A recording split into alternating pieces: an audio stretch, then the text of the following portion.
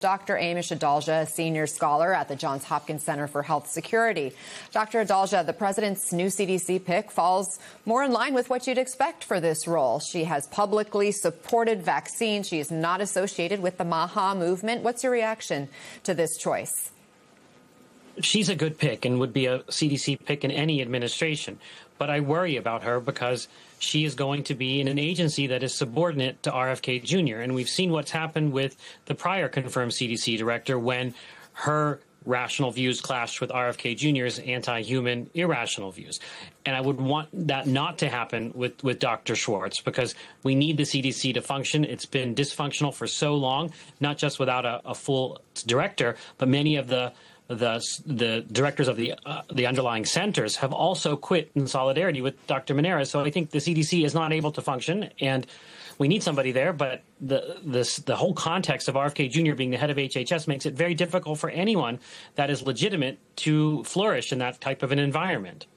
It has been notable that a lot of the headlines are along this sort of aligned with the New York Times, which had, and I want to put it back up there, Trump to nominate doctor who has publicly supported vaccines as CDC director. This used to just be considered the norm when it came to appointing public health officials. What does that tell you, that this is now the story headline? It's almost as if we're in the dark ages, that we've backslid so much that it's remarkable that a doctor supports vaccines, even though vaccines are one of the greatest medical innovations in the history of humankind. So that just tells you how low the bar is set, because RFK Jr. has completely taken over HHS and its subordinate agencies. So now being someone who supports vaccine is not the norm in HHS, because you have to be aligned with RFK Jr.'s agenda to be in that department. And I think that's basically such a nihilistic, destructive scenario that we have now, that just something as simple as supporting vaccines that have saved countless lives, added years to people's lifespans, that's a controversial topic because of RFK Jr.'s influence. And I think if you really want to be serious, if the Trump administration really wants to be serious about moving away from this anti-vaccine rhetoric, there's one action that they should take, and that is to remove RFK Jr. as head of HHS. The longer he is there, it's going to poison everything below that.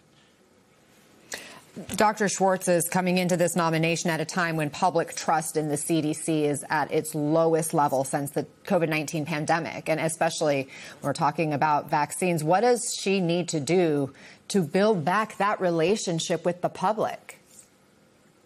She has to restore the CDC to its kind of high, prestigious position by talking about what the science, what the evidence shows, what the priorities are going to be, what the core function of the CDC is, and to do it in a clear and transparent way so that it's kind of devoid of all of the way that people kind of spin what the CDC says. She's got to just be a doctor like CDC directors in the past, and I think that's going to be a challenge in this current environment. And when we have threats like bird flu and that are emerging, you really want to have professional people in place, because if there is a public health emergency, you want someone like Dr. Schwartz to be able to act decisively without having things censored from RFK Jr. And I think it's going to be very challenging. And she also needs to restore the morale at the CDC. As I said earlier, some of the directors below the overall director have resigned. There's lots of vacancies, lots of expertise, and experts have left the CDC. She needs to welcome all that back in place, and she needs to make the CDC a place where scientific excellence can again find a home. Dr. Amesh Adalja, thanks so much for the conversation.